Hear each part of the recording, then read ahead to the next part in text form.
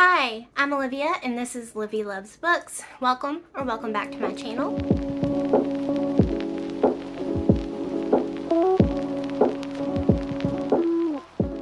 Today I wanted to come to you guys and tell you about my favorite books of 2025. I have ranked them from least favorite to top favorite. I did my top 10 books of the year. I've only read 24 books this year, so at least almost over half was really good for me.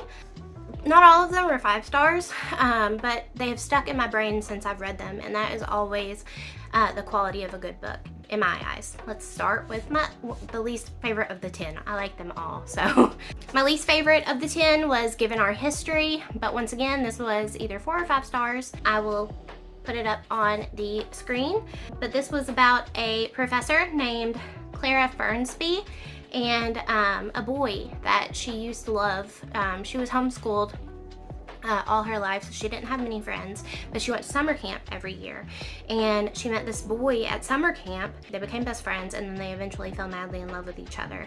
But there was a point where they broke up, and we are at a point in her life where she hasn't spoken to him in several years, and he gets a job where she works at, and she has to share an office with him, and they have to work through their problems, and obviously they fall back in love. It's a romance book, but this was so emotional. It was so romantic. It was a surprise. I haven't heard anyone talk about this. Once again, it is Given Our History by Kristen J. Miller. I highly recommend. It didn't stick in my head as much as the other books, is the only reason it's the least favorite of my 10, but I do remember how romantic this was and heartwarming. Also, it made me cry. So highly recommend. Give this a shot if you haven't read it yet, and if you do, please let me know what you think. Next, number 9 is going to be Winterwood by Shay Earnshaw. I only gave this 3.5 stars. It has stuck with me ever since I read it. Shay Earnshaw wrote The Wicked Deep, which is one of my favorite books that I've ever read. She's just really good at writing a very atmospheric setting and very unique characters. The only reason that this got 3.5 stars is I predicted what was going to happen, like within the first couple chapters. Didn't really love the love interest. Think that I don't want to spoil it, but I think the ending should have been different than what it was. It was a little too picturesque, I guess you could say, too perfect. I wanted it to be a little bit more raw, a little bit more emotional, a little bit more heartbreaking. But the setting in this and the world she created, the characters she created in this were amazing, and I will think of them for the rest of my life. And the setting, if I could ever write a book, I would want to write like Shay Earnshaw, just because the settings that she creates are always my most favorite. I have a couple more Shay Earnshaw on my, not on my shelves, but on my TBR that I want to get to see if the others are just as great as these. Like I said, The Wicked Deep is one of my all-time favorites, but The Winterwood, even though it got 3.5 stars, that was just for the ending and the love interest character, the main character in here, and the atmosphere and the plot were amazing. So yes, Winterwood by Shay Earnshaw. The next book, number 8, is The Cinnamon Bun Bookstore by Lori Gilmore. I have read almost all of the books in the Dream Harbor series. I have the most recent one, the Gingerbread Bakery Sale, on my TBR. I didn't get to it before Christmas, so I'll save that for next year. I enjoy all of these. She's really good at just making a cozy, fun time. Dream Harbor it reminds me of Stars Hollow from Gilmore Girls. And this just was my favorite. I also really loved the Strawberry Patch Pancake House. I read that this year, but didn't make the top 10. I picked one. I picked this one. It was set in a library. I think that's why it was my most favorite, and I just really loved the characters. So yeah, Cinnamon Bun Bookstore by Lori Gilmore. The 7th book that is my favorite of the year is Rewind It Back by Liz Tomford. This is Rio's story. It is a second chance romance, which normally I despise second chance romances. I love to meet new characters, and I love to see the story of them falling in love. And you do get to see that in here. You get to see the story of them falling in love through flashbacks. I normally don't like flashback timelines, but Liz Tomford just can write a romance book, man. Like, every book in this series, I'm not sure what it's called. I know it's something to do with Chicago skyline, but this series is amazing. I've loved every single book in the series. I still think the first one's my favorite, but So good. Rio, I knew I was going to love Rio's story. He was one of my favorite characters in the other books. And I really loved, what was her name? I loved Hallie in this book as well. She was so unique, so interesting, and just as amazing as Rio. Highly recommend Rewind It Back by Liz Tomford. My sixth favorite book is Six of Crows by Leigh Bardugo. This is about a group of characters who come together to do a heist. The ringleader is Kaz Brekker. He's one of my all-time favorite characters that I've ever read. I've heard amazing things about the Six of Crows duology, so I knew whenever I started it that I was in for an amazing story. I don't normally like heist stories, but Kaz Brekker is amazing. He is such a great character. And I also loved Inez as well. I think that's her name. She was my favorite character in the series. But it says, a convict with thirst for revenge, a sharpshooter who can't walk away from a wager, a runaway with a privileged past, a spy known as the Wraith, a heartrender using her magic to survive the slums, a thief with a gift for unlikely escapes. And that makes up your group of who they're going to do the heist with. They break in, I can't remember exactly where they break into, but they're trying to find this magic person to help them. It's all for money. Kaz is very greedy. They all become so close. Their stories are amazing. You just have to read it. Six of Crows by Leigh Bardugo. I highly recommend. I'm not doing a great job of explaining these, but we're in the bottom 5. So number 5 is Powerless by Lauren Roberts. This is about a girl named Peyton who is powerless, and in this world, if you don't have powers, that means that you are not special and you're not really good for anything in this world. She's ordinary. So it says, Peyton, thief, ordinary, survivor. I've never been looked at like it's a privilege to be in my presence, in my honor. Never been looked at like it's a privilege to be in my presence, an honor to hold my gaze, a gift to get a glimpse of me. Not until I met him. Kai. If I am to be her enemy, I want it to be because she loathes herself for wanting me. She is the very thing he has spent his whole life hunting. He is the very thing she has spent her whole life pretending to be. And fate ensured that they would find each other. So Peyton is an ordinary. Kai is the prince, and he is also made by his father to go out and hunt ordinaries and slaughter them because they are a danger to their realm, according to his father. And you just learn the story of how Peyton survives against all odds, and how her and Kai come together is beautiful. It's very similar to like Hunger Games a little bit, like there's trials. I do really recommend it. I don't think it's like a unique fantasy story, but it was such a fun time, and I really liked Peyton as a character, and I really enjoyed Kai. So it's number 5 on my favorite books of 2025. Number 4, we're getting into the good ones. Beg, Borrow, Steal by Sarah Adams. This was 5 stars for me. I loved it so much. It is the 3rd book in the Rum Kentucky series by Sarah Adams. It's about all these family members. I think it starts off with the brother, then the youngest sister, and then this is, I think the oldest sister, if I'm not mistaken, Emily Walker. She hates having her carefully crafted world disrupted by anyone, most of all her legendary nemesis, Jack Bennett. He's the opposite of the wonderful heroes she dreams up in her double life as a romance writer, which is why Emily was perfectly happy when Jack left Rome, Kentucky, mid-school year with his fiancée. The last thing Emily saw coming was Jack's return at the start of the summer after calling off the wedding and ending his relationship, but he's here to stay as her colleague and her neighbor. And they just get into a bunch of hijinks. Sarah Adams is just really, really good at writing closed-door romance. She's great at making characters that you adore. I loved both of the characters in the story. I plan to reread it at some point. I love the whole Rome, Kentucky series, but I think this one has been my favorite out of all of them. And I really enjoyed Practice Makes Perfect, but Beg, Borrow, Steal. I don't want to give too much away, so I'm not going to tell you anymore, but enemies to lovers, very close proximity, they're neighbors.